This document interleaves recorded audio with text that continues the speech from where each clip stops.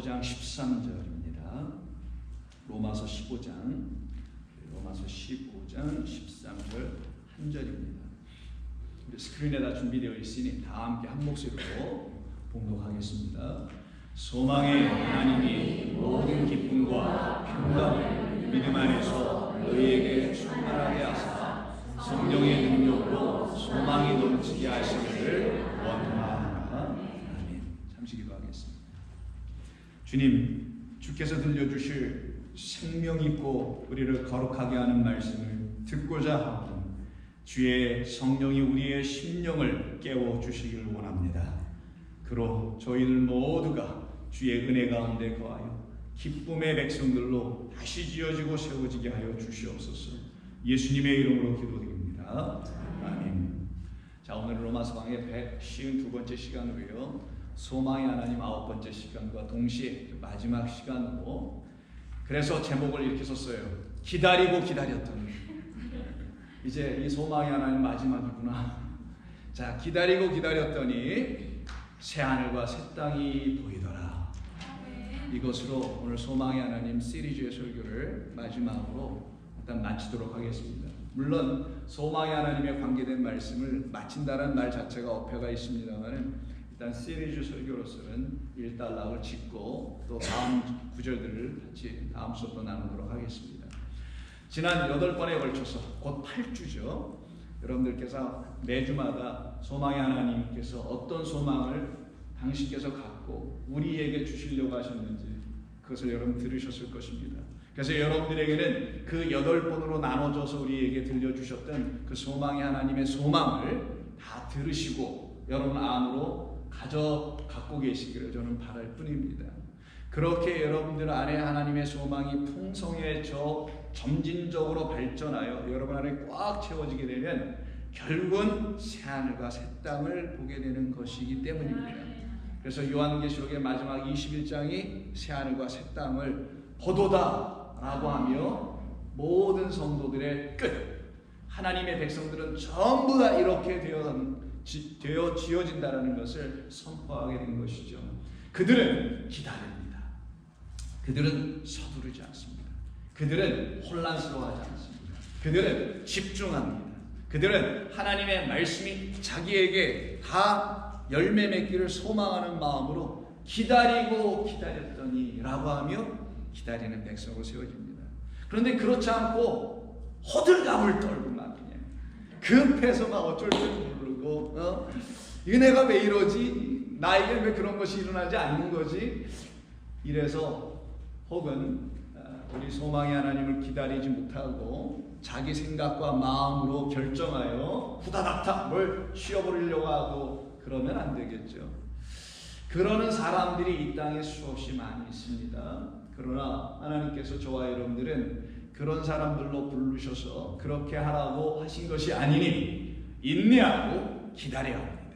그래서 인내하고 기다리는 모든 사람들에겐 하나님께서 그들에게 약속하신 것을 이루어내십니다. 자, 여러분의 인생을 한번 잠깐 들여다보셔도, 여러분들이 지난 인생 이 궤적이라고 하죠. 걸어오신 발자취 잠깐 이렇게 눌러보셔도 여러분들에게 하나님께서 행하신 수많은 일들이 있지 않았었나요? 그때 여러분 때로는 못 기다린 적도 많이 있었어요. 그러나 때로는 못 기다리는 그걸 포함하여 다 또 기다릴 수밖에 없었습니다. 인생은 기다릴 수밖에 없게 하나님이 만들어 놓으신 거니까요. 그래서 그 시간을 통하여 여러분들은 하나님을 여러분의 인생의 이야기 속에서 다 만나시게 된 것이죠. 그때 우리 모두는 하나의 이야기를 갖게 되는데 그걸 갖다가 하나님의 이야기라고 하는 거예요. 그것이 여러분에게 나타나야 되는 것이죠. 그게 나타난 사람들이 여러분 아시는 성경에 있는 수많은 하나님의 사람들이었던 거예요. 그들도 처음부터 그렇게 된 건 아니었습니다. 그렇지는 않았었어요. 하나님께서 그들을 이끌고 가시는 인도하심의 손길에 붙잡혀서, 그리고 그 하나님께 순종하게 하는 과정, 그걸 환난, 연단, 인내라고 하죠. 그 과정이 다 있었던 거죠. 없는 사람 없습니다. 근데 그거를 무시하고 하면 안 되죠. 근데 무시하고 자기 생각대로 하게 된 사람들이 우리가 쭉 지난 8주 동안 살펴본 가운데 여러분이 아시는 몇 사람들이 나왔을 거예요. 그런 사람들로 우리를 부르신 게 아닙니다. 그들은 룻과는 달리 자기의 갈 길을 가게 되죠. 그러나 그렇게 자기의 갈 길로 가고 방황하고 있었던 우리들, 하나님이 주신 소망이 없기 때문에 방황했던 우리들이었죠. 근데 하나님께서 주신 소망만 여러분이 갖게 되면 여러분은 절대로 방황할 수가 없게 되어 있어요. 그런데 하나님이 주신 소망이 없으면, 잘 들으세요, 여러분 반드시 방황하게 되어 있습니다. 아니 될 수 있는 인생이 없어요. 왜 그런지 아세요? 인생은 불만족한 게 한두 가지가 아니기 때문에 그래요. 모든 것이 그냥 지천에 깔려 있어요. 근데 그런 모든 것들을 끝내게 하는 하나님의 소망을 갖게 된 사람들은 자기 주변에 널려 있는 삶이 가져다주는 그런 것들에 휘둘려지지 않게 되고, 그 하나님의 소망으로 이제는 하나님께로 완전히 돌아가 버린 사람들이 되기 때문입니다. 그들에게는 전에는 알지 못했던, 전에는 경험하지 못했던 새로운 세계가 열려지게 됩니다. 그걸 새하늘과 새 땅이라고 합니다. 전에는 보지 못했던 새로운 것이 보여지기 시작합니다.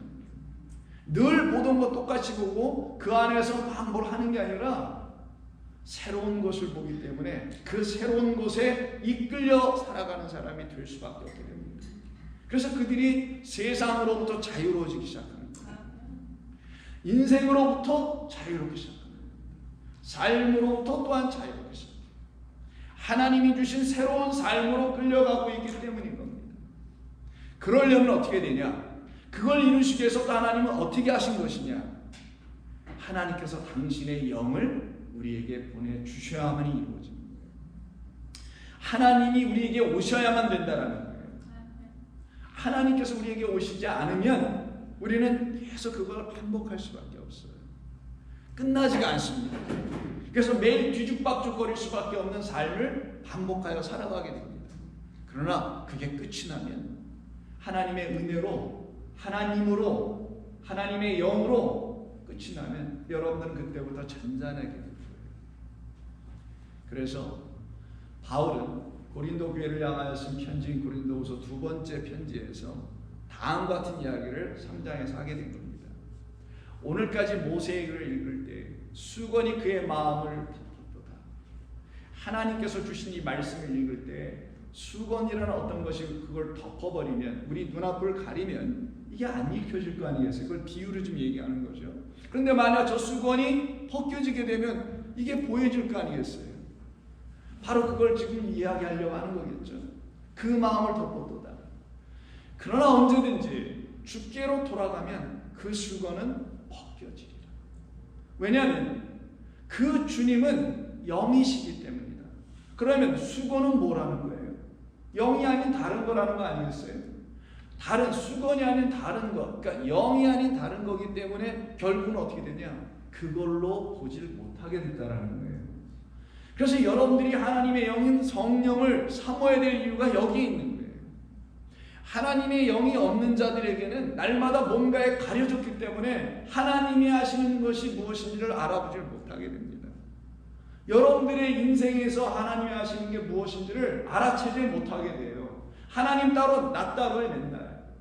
그래서 그 따로 있는, 구별되어 있고 분리되어 있는 그 하나님에게 뭔가를 날마다 구하기나 하는 그런 삶에서 벗어나질 못하고, 또 구하게 된 이유는 또 뻔해요. 자유가 하지 못하니까 매일 구하는 거거든요. 얽매여 있기 때문에 구하게 된 거거든요. 그런데 얽매임에서 풀려지면은 구할 게 없어져요. 그때는 오직 하나, 나를 그렇게 자유케 하시는 무엇? 영을 구하게 되는 거예요. 그 영을 주님이라고 한 거라서, 주는 영이시니 여호와 하나님은 영이시니 그 하나님이라는 영이신 하나님만을 구하게 되는 거예요. 그때 여러분에게는 자유라는 게 생기기 시작합니다. 그것이 마지막 하나님의 소망이라는 거예요. 뭐 그걸 마지막으로 굳이 제가 해야 될지 모르겠지만 오늘 마지막 회니까요. 제가 마지막으로 붙인 것 뿐이지 뭐 마지막이겠어요? 그게 처음이었겠죠. 주는 영이시니 주의 영이 계신 여러분의 마음 안에서는 자유가 있느니라. 주의 영은 이 세상에 막 있는 게 아니에요. 사모하는 자 그들의 마음 안에만 있는 겁니다.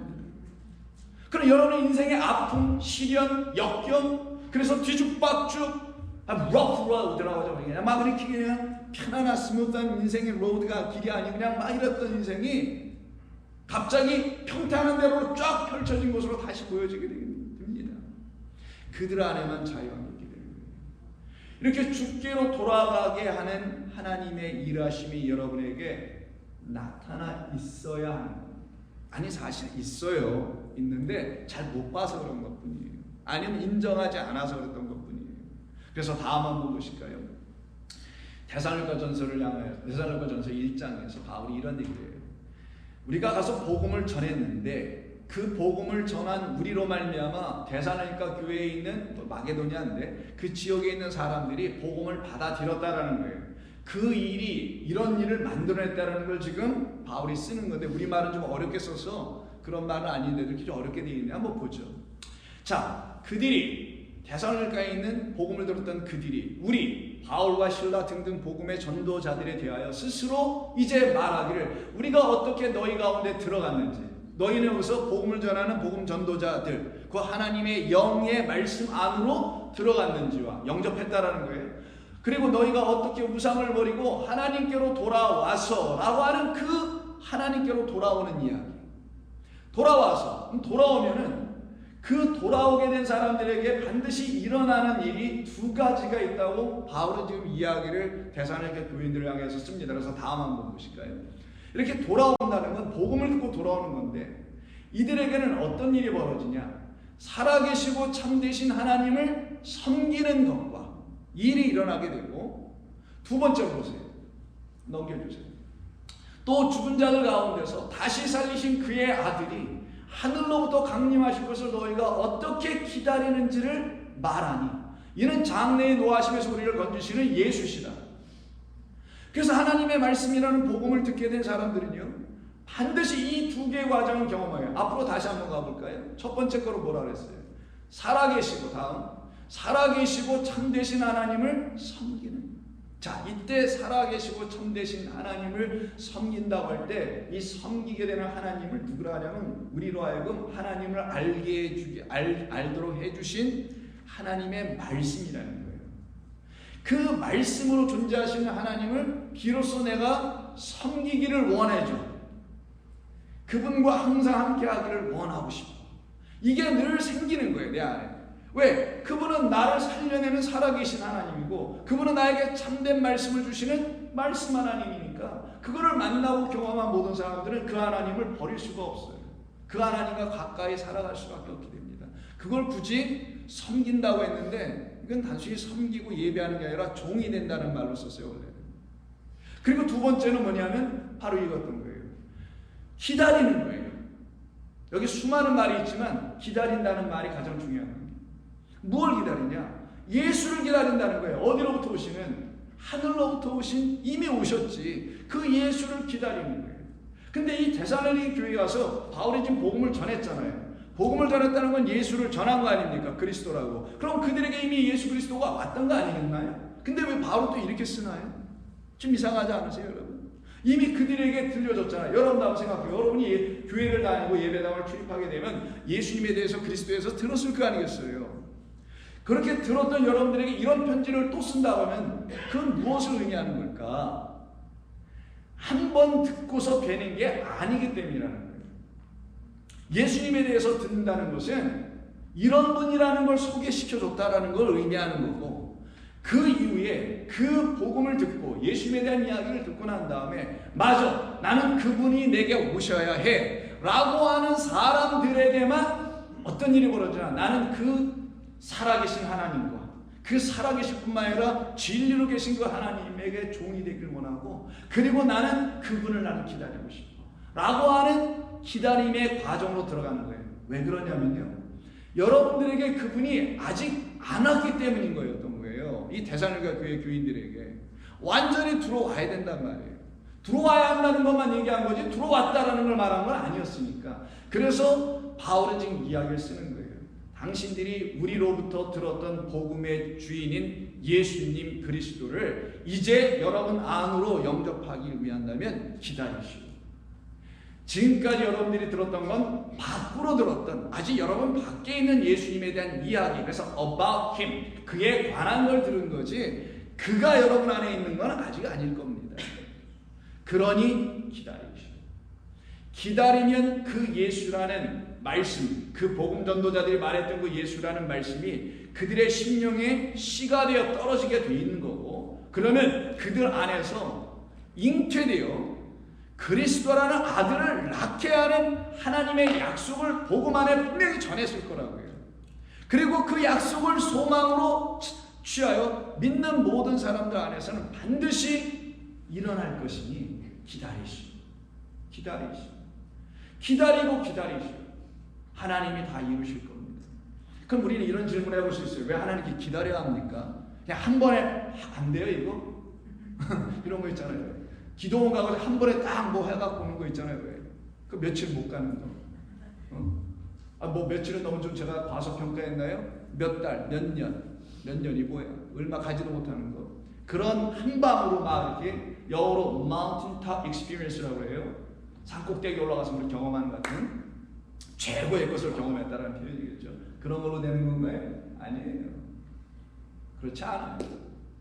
여러분 안에서 하나님은 하시는 일이 따로가 있기 때문입니다. 하나님은 여러분들을 완전히 당신의 영인 여호와를 영접할 수 있도록 그 안을 완전히 준비해 놓으실 때까지, 그때까지 우리는 그냥 죽으나 사나 기다리는 거예요.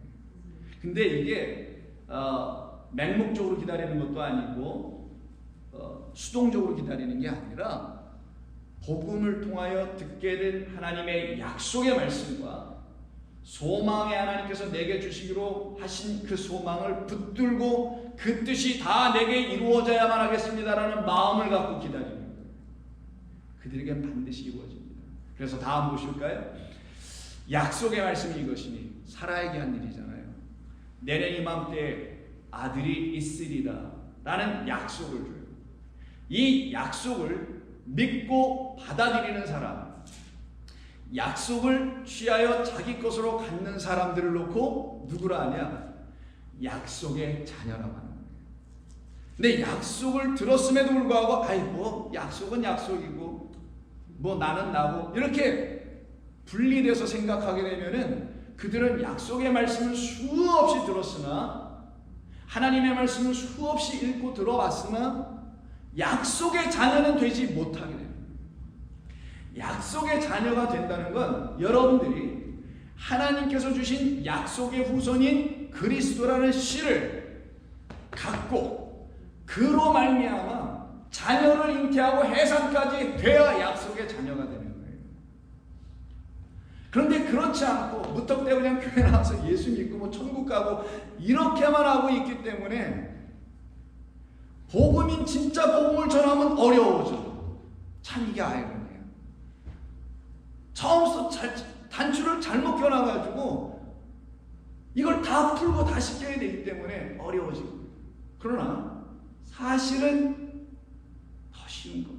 하나님 우리를 어렵게 당신을 알도록 만들어 놓으실 이유가 하나도 없기 때문에. 그래서 다음 보십시오. 8절에서 이런 얘기를 합니다. 육신의 자녀가 하나님의 자녀가 아니라고. 그래서 바울 오직 약속의 자녀가 씨로 여기심을 받게 됩니다. 이때 바울이 육신과 약속을 대조하면서 쓰고 있는 것은 약속의 반대가 육신이라는 거잖아요. 그러면 육신의 반대는 영인 거 여러분 아시니, 여기서 약속이라는 것은 아까 여호와라는 하나님을, 주의 영을 기다리는 자들이라고 했던 거 기억하시죠? 그 하나님의 영, 그 영 하나님을 기다리라는 약속을 듣고 그것을 기다린 사람들에게는 반드시 그들에게 약속하신 대로 이렇게 하나님의 아들을 잉태하여 낳을 수 있는 사람들로 세운다는 거예요. 이때 사람들이 어려워하는 게 여기서 하나가 있는데, 하나님의 아들을 잉태하여 난다라는 걸 어려워하더라고요. 보니까 이게 무슨 말이야? 그냥 예수 믿고 뭐 예수님 영접하면 난 예수님을 나의 주님이라고 고백하고 뭐 이러면 되는 거 아니야? 이렇게 생각할 거예요 분명히. 그런데 예수님을 나의 주님입니다. 그가 나의 뭐 구원자입니다. 나의 구세주입니다. 뭐 그리스도입니다. 라고 이렇게 고백을 한다면 그 고백은 어디 위해서 이루어져야 되냐면 예수님이 여러분 안에 들어와 있어야 되는 거예요. 그걸 영접한다고 그러잖아요. 그 영접하는 걸 뭐로 설명하냐 성경은. 이게 설명이 아니라 반드시 이렇게 이루어져야 되는 걸 얘기하는데 그걸 아들을 잉태한다고 말을 하는 거예요. 여러분, 예수를 영접하는 것과 예수를 잉태하는 건 다릅니다. 예수를 영접하는 건 누구나 다 할 수 있다고 저는 생각해요. 그 말은 누구나 할 수 있다고 한다는 거예요. 근데 예수를 잉태한다는 거는 누구나 못할 거예요. 아마 그 말은. 왜? 듣기 일단 쉽지 않아. 무슨 말인지 잘 감도 안 와. 근데 예수를 잉태하지 않고서는 결단코 여러분이 예수님을 그리스도라고 시인할 수가 없게 되어 있어요.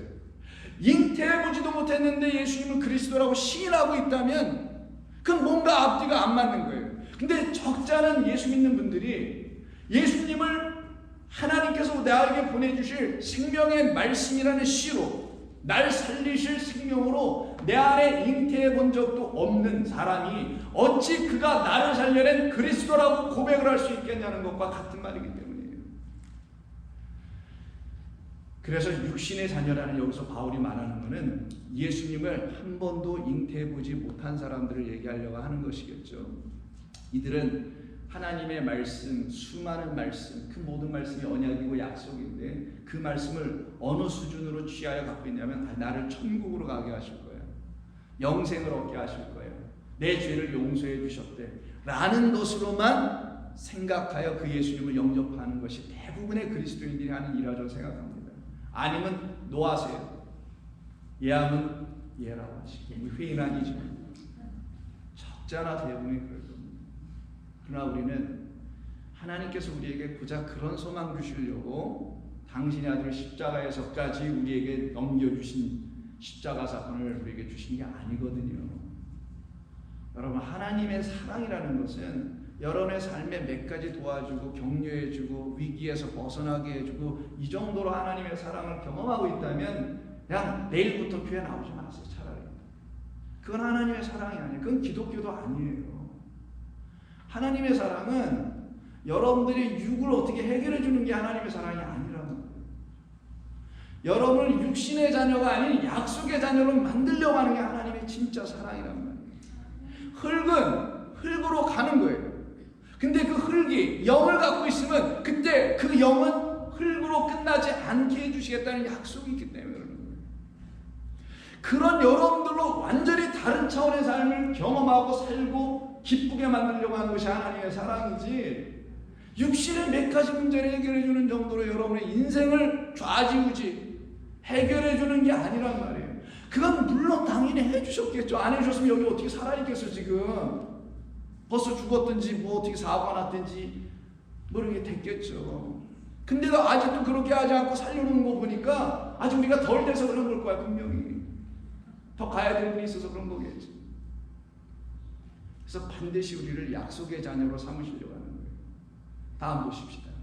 그래서 바울은 육신을 따르는 자는 육신의 일을, 영을 따르는 자는 영의 일을 생각할 수밖에 없게 되나 육신의 생각은 사망을 끝내 이르게 할 거고 영의 생각은 생명과 평안을 줄 것이다.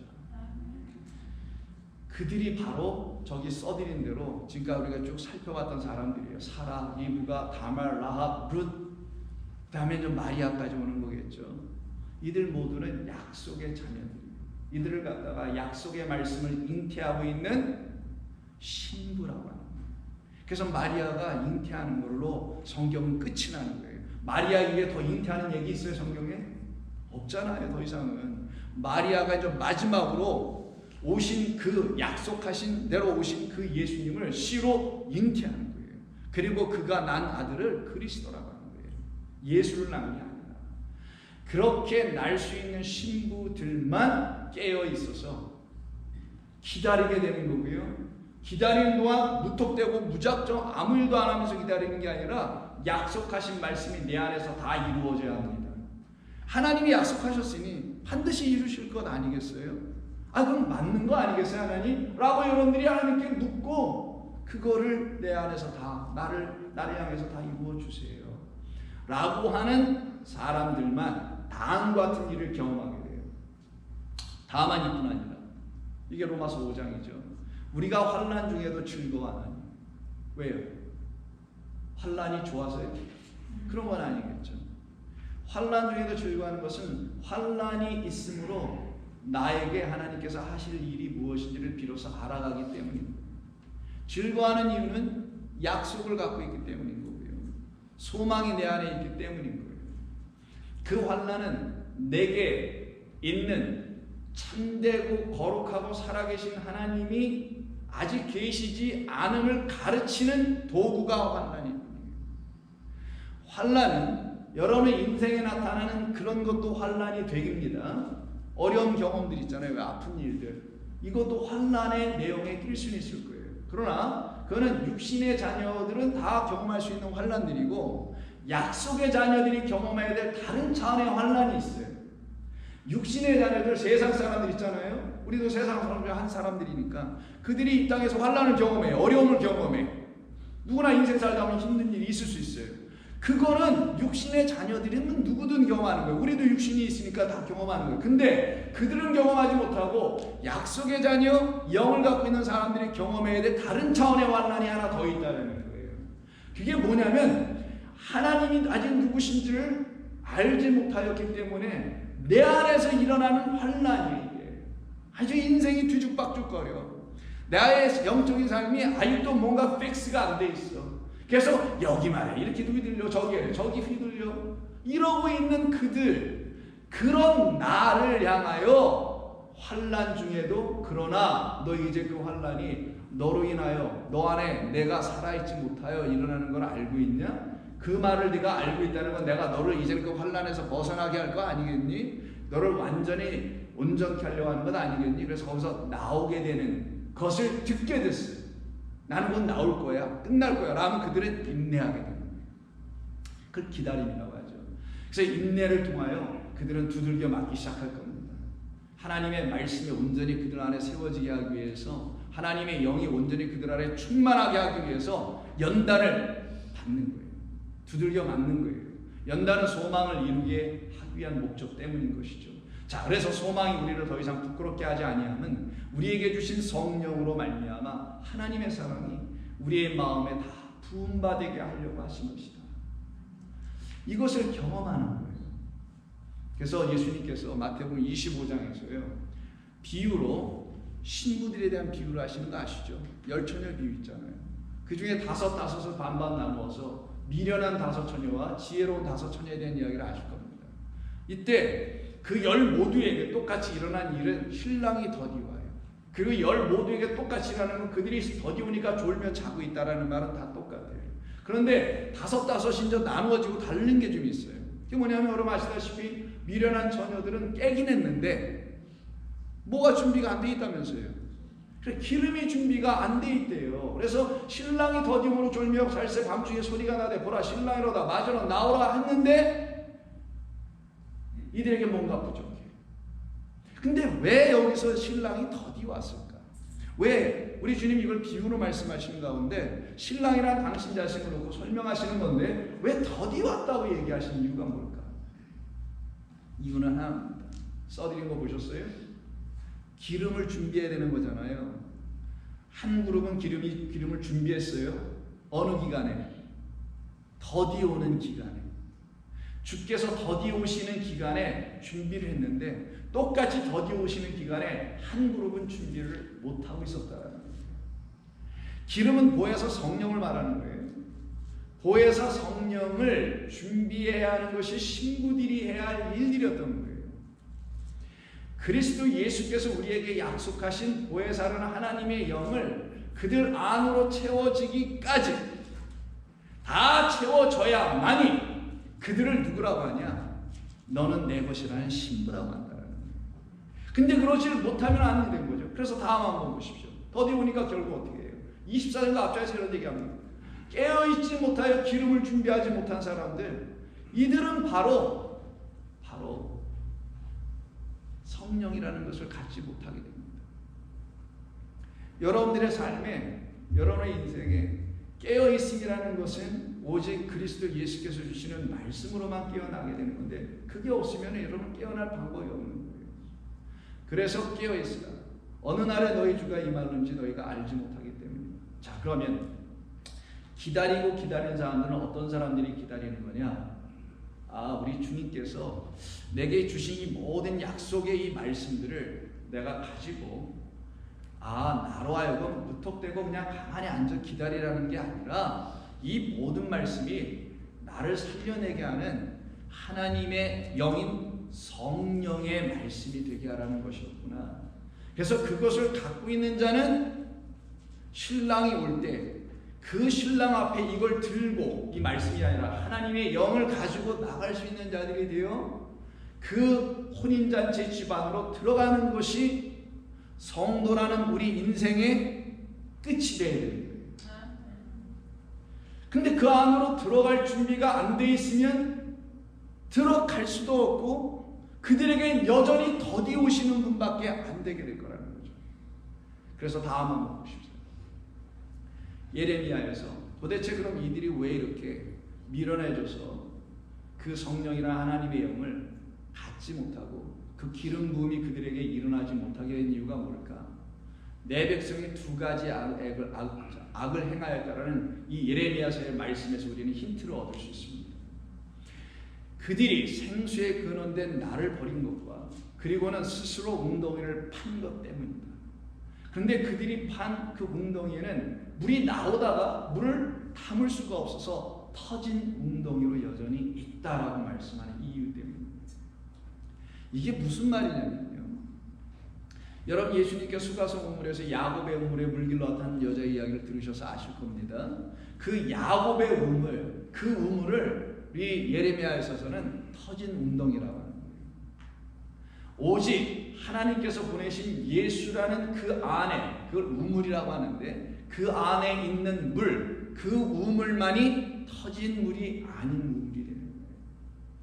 그 그리스도 예수를 만나게 된 사람만이 그 물을 마시고 그 생수가 그들 안으로 들어가서 그들을 살려내는 경험이 있게 될 때야만이 그들 안에 자기를 살려낸 것이 물도 아니요 무슨 말도 아니라 성령이라는 하나님이라는 것을 비로소 알게 될 겁니다. 그때 그들이 그 하나님이라는 영으로 충만하게 되는 거예요.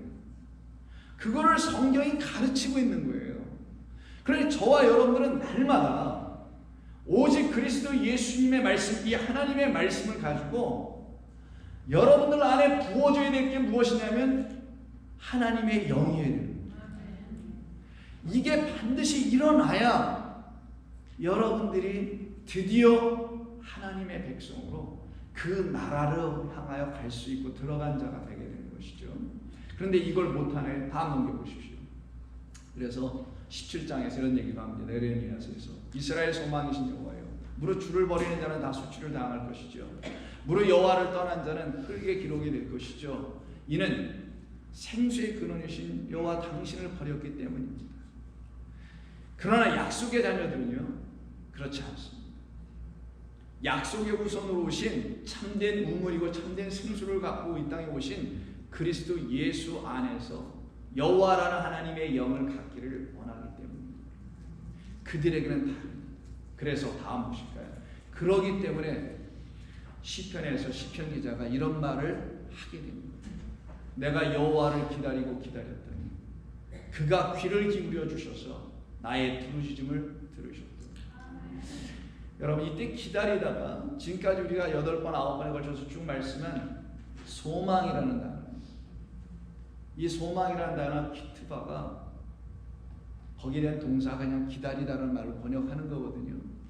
그럼 성경이 말하는 기다린다라는 말은 여호와의 소망을 갖고 있는 자들에게만 일어나는 것을 기다림이라고 한다는 거예요.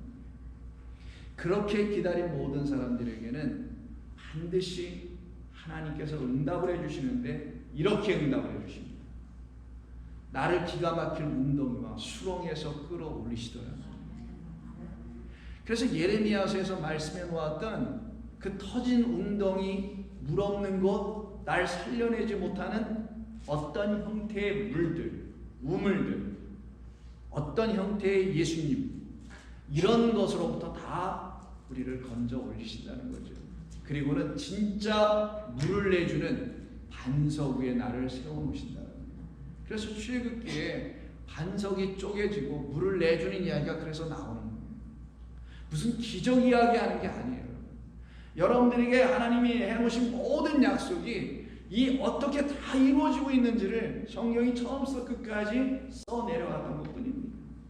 그거를 지혜의 성령의 도움을 통하여 여러분들이 하나하나 읽어나가며 배우는 거예요. 하나님 알아가야 되는 것이죠. 그때 여러분들이 서 있는 곳이 어딘지를 그때 알게 돼요. 아, 나는 이제 물을 내주는 반석 위에 서 있구나라는 걸 비로소 알게 돼요. 여러분들이 견고해지게 됩니다. 당당히 세워지게 되는 것이죠. 다음 보실까요? 그래서 시편 37편에서도 진실로 악을 행하는 자들은 끊어질 것이나 여호와를 소망하는 자들은 땅을 차지하리로다. 그러니까 그냥 무슨 땅 갖는 게 아니겠죠. 이스라엘 백성들 역사 속에서 뭐 가나안 땅 갖고 이런 얘기가 아닌 거 여러분 아신다면 이 땅은 바로 영원한 땅입니다. 영원한 땅은 의인들에게 주신 약속이에요. 그게 시편 1편서부터 시작한 거니까 그 땅을 우리가 갖는 거예요. 그 땅을 그래서 뭐라고 하냐 이렇게 얘기해요. 같은 37편에서 의인이 땅을 차지하며 거기서 영원히 살 것이다. 여러분 이게 하나님께서 여러분 한 분 저를 포함한 모든 여러분들에게 주신 약속이에요. 이게 하나님의 소망이에요. 영원히 살 수 있는 땅을 주시겠다는 거예요. 자, 그런 영원히 살게 될 땅을 천국이라고 하자고 그래. 우리도 이렇게 한번 써볼게요. 일단 천국, 하나님의 영원한 나라, 그 땅에 들어가서 살 거 아니겠어요? 언제? 자, 육신의 삶이 끝나면 갑니다. 거기는. 근데 육신의 삶이 끝나기 이전에도 그 땅에서 영원히 살게 되어 있어요. 왜냐하면 그 땅은 약속한 땅이기 때문에. 약속의 땅은 예수 그리스도라고 하는 그분밖에 없는 거예요. 근데 그 예수 그리스도는 여러분 안에 지금 계실 거예요. 분명히 여러분 안에 계신 예수 그리스도가 여러분에게 약속의 땅이 되어 계시다면 여러분들이 거하는 곳은 그 약속의 땅인 예수 그리스도 안에 여러분이 같이 거할 거 아니겠어요? 그리고 약속의 땅인 예수 그리스도가 여러분에게 반석이 되고 물을 내주게 되는 거예요. 생명을 주게 되는 거예요. 날마다. 그때 그들은 드디어 눈이 열려서 귀가 열려서 새 하늘과 새 땅을 보게 됩니다. 새 하늘과 새 땅에 자기가 있음을 알게 됩니다. 단순히 믿는 게 아니라 확실히 알기 때문에 그 믿음이 견고해지게 됩니다. 그래서 요한계시록 21장에서 1절이 또 내가 새 하늘과 새 땅을 보게 되더라라는 거예요. 그걸 본 사람들에게 다음과 같은 일이 벌어져요. 이것만 보고 끝나는 게 아니에요. 이걸 본 사람은 처음 하늘과 처음 땅이 없어지는 걸 경험하게 되는 거예요. 처음 하늘과 처음 땅이 없어졌기 때문에 새 하늘과 새 땅이 보이게 된다고도 표현할 수도 있고 안 할 수도 있고, 새 하늘과 새 땅을 보았기 때문에 처음 하늘과 처음 땅이 사라졌다고 할 수도 있고, 어떤 이해를 가셔도 여러분 다 맞아요. 그런데 여기서 중요한 건 하나 있어요. 순서가 뭐가 됐든 중요한 건 하나가 있는데 그게 뭐냐면 처음 하늘과 처음 땅으로 왜 주셨냐는 이 질문에 대한 답은 가져야 돼요. 처음 하늘과 처음 땅은 우리에게 왜 필요했는가라는 거예요. 이유는 뭐라고요? 새 하늘과 새 땅을 가르치고 주시려고 처음 하늘과 처음 땅을 보여주고 잠시 거기에서 우리가 머물러 있는 거죠. 그 처음 하늘과 처음 땅이 바로 이 만물 세상이라고 하는 거예요. 근데 이 만물 세상인 처음 하늘과 처음 땅은 하나님을 들추어 알려주려고 했던 다 도구들에 불과했던 것을 여러분이 아셔야 됩니다. 그걸 알게 된 사람들에게만 새 하늘과 새 땅이 그들의 것이 되는, 그들 안에서 그들의 눈으로 보여지기 시작할 겁니다. 그러면 처음 하늘과 처음 땅이 지나가고 새 하늘과 새 땅을 보게 된 모든 사람들은 바로 그 새 땅을 통하여 하늘된 사람들이 될 것이 분명하기 때문에 그 땅으로 오신 분을 그리스도 예수님이라고 하는 거고요. 그 그리스도 예수인 새 땅을 통해서 영원하신 하늘이요 하나님이신 아버지를 더불어 볼 수 있게 되는 거예요. 그래서 새 땅은 그리스도 예수님을 말하는 것이고, 새 하늘은 영원하신 아버지를 말하는데, 아버지와 아들이 서로 따로가 아니고 우리는 하나라고 말씀하신 것처럼 이 땅과 하늘은 사실은 하나인 것을 알게 됩니다.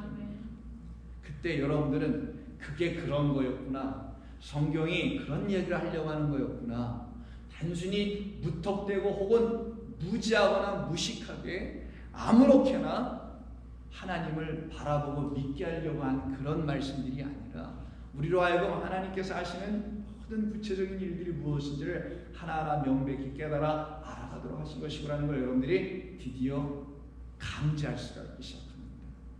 그 시간까지가 좀 더디 걸려요. 오래 걸려요. 하루아침에 막 되는 게 아닙니다. 근데 이게 끝까지 안 될까 봐 하나님께서 환난도 주시는 거예요. 연단하시는 거예요.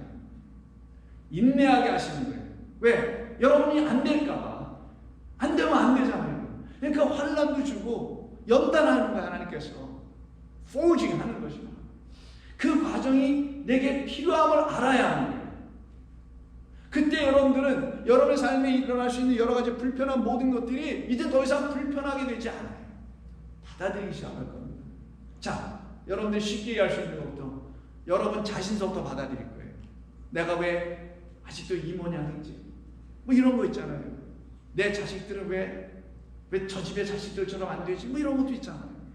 나는 왜 아직도 인생이 이렇게 안 나가지? 왜 안 풀리는 거지? 뭐 이런 것들이 있잖아요. 아직 감이 잘 안 와요? 뭐 어떻게 더 설명해야 돼요? 뭐 더 많이 있겠지만 더 많이 설명하면 좀 그렇고, 더 구체적으로 들어갈까요? 얼굴로 얘기해? 뭘로 얘기해? 그러니까 여러분이 있는 그런 모든 것들이 이제 더 이상 불편해지지 않아요. 아픔도, 시련도, 어려웠던 모든 것들은 나를 하나님께서 처음 하늘과 처음 땅에 영원토록 있게 하지 못하게 하시려고, 약속한 당신의 나라로 나를 데리고 가시려고 나에게 환난이라는 것을 통해서 내게 숨겨져 있는 진짜 환난, 그리스도를 통하여 하나님을 알지 못한 그 환난에서 내가 이제 벗어나도록 하려고 하시는 하나님의 거룩하신 일들이니 하나님 마음대로 해주세요 라고 할 수가 있게 되는 거예요. 이게 주의 영이 있는 사람들에게는 자유함이 있다고 말하는 거예요.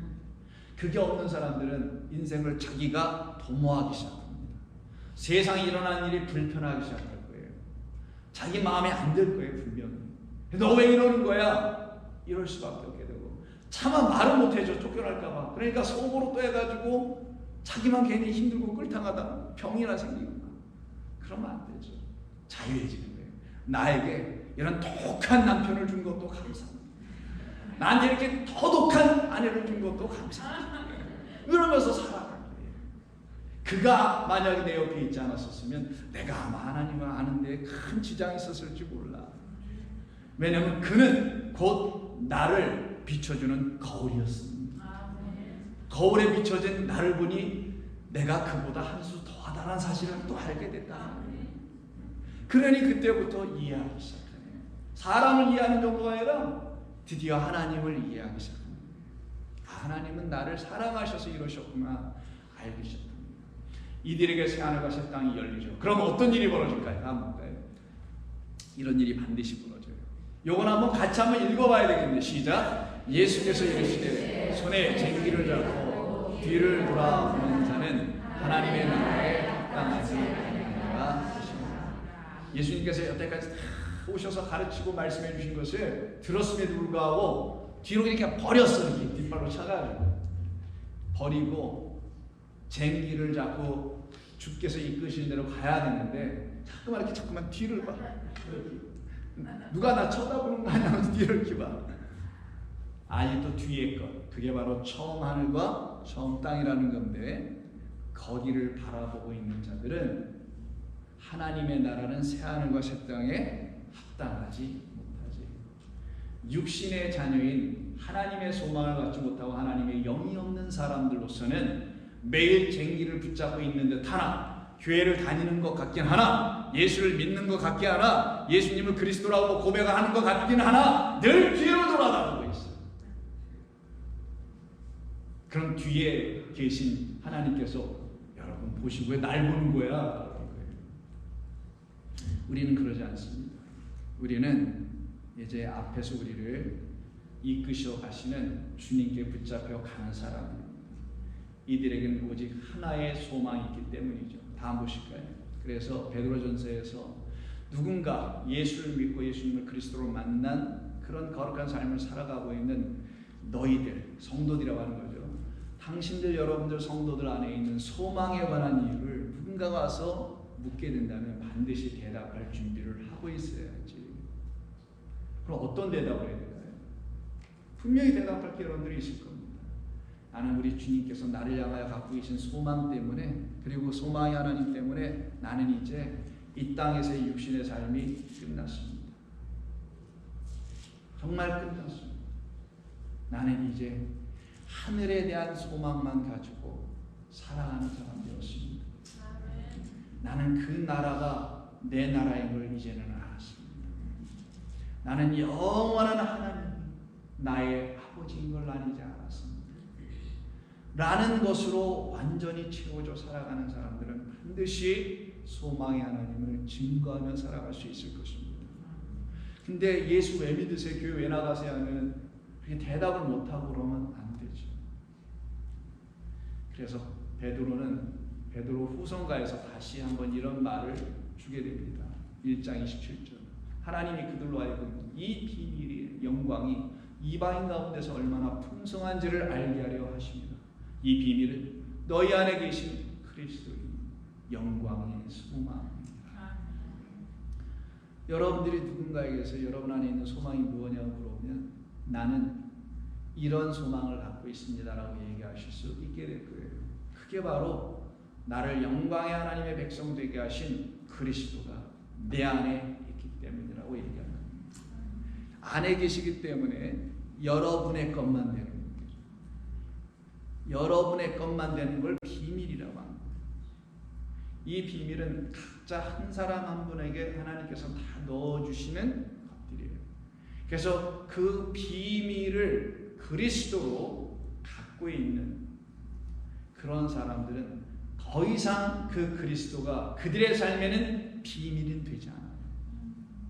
들추어진 계시가 살아있는 하나님이 계실 겁니다. 그거를 진짜 또 비밀이라고 하는 거예요. 육신의 자녀들 세상은 알지 못하는 진짜 비밀이기도 합니다. 그 비밀이 이제는 여러분들에게 들춰졌기 때문에 여러분들에게는 더 이상 비밀이 되지 않습니다. 복이 되어 있죠. 그런 모든 사람들은 골로새서 말씀하는 것처럼 다음 같은 말씀이 우리에게 전해집니다. 한번 볼까요? 더 없어요? 내가 골로새서 안 썼어요. 제 마음에만 썼다고 해요. 골로새서 1장에도 있는데 그건 읽지 않도록 하겠습니다. 자, 오늘 지난 8주에 걸쳐서 오늘까지 9번에 걸쳐서 소망의 하나님에 대한 이야기를 쭉 나눴었습니다. 여러분 인내하시고 오랫동안 들어주신 거 감사합니다. 감사드리고 혹시 이 말씀을 뭐 다시 들으시지는 않겠지만 언젠가 또 들으실 수 있는 기회가 있다면 같이 들어보시면서 여러분을 향한 거룩하시고 참되시고 살아계신 그리고 여러분을 사랑하시는 그 하나님의 소망이 여러분들에게 그리스도라는 비밀로 다 이루어짐으로 새하늘과 새 땅이라 하나님의 나라에 합당한 삶으로 여러분들 다 들어가시기를 바랍니다. 기도하겠습니다. 아버지 하나님 고맙습니다. 우리 하나님께서 저희들 향해서 갖고 계신 거룩하신 소망은 우리가 더 이상 우리로 사는 것이 아니라 당신으로만 살게 하길 원하는 것이며 육으로 사는 것이 아니라 영으로 사는 것이 하나님의 소망이며 우리로 하여금 육신이나 생각하게 하는 육신의 자녀로 사는 것이 아니라 하늘의 것인 영을 사모하는 약속의 자녀로 살게 하시는 줄로 믿습니다. 이 거룩한 일을 우리 가운데 다 이루어 주심으로 우리로 하여금 새하늘과 새 땅을 보고 그 나라로 진입해 들어가기 위해서 오늘도 한 걸음 한 걸음을 걸어가고 있는 당신의 성도들의 발걸음이 다들 기쁨과 축복으로 채워지기를 소원합니다. 그래서 때로는 힘들고 어려운 삶의 여러 가지 여타의 일과 때로는 하나님의 말씀이 나의 가운데 아직 성령이라는 깨닫게 하는 진리의 말씀으로 들려지지 않는 그 더딤이 있다 할지라도 그 기간 동안 주께서 일하시니 여호와 하나님께서 열심을 내어 일하시니 결국 다 이루어질 것을 믿고 인내하며 기다리는 성도들 되게 하여 주실 때 하나님의 약속은 다 이루어질 줄로 믿고 우리 주님 예수님의 이름으로 기도드립니다. 아멘.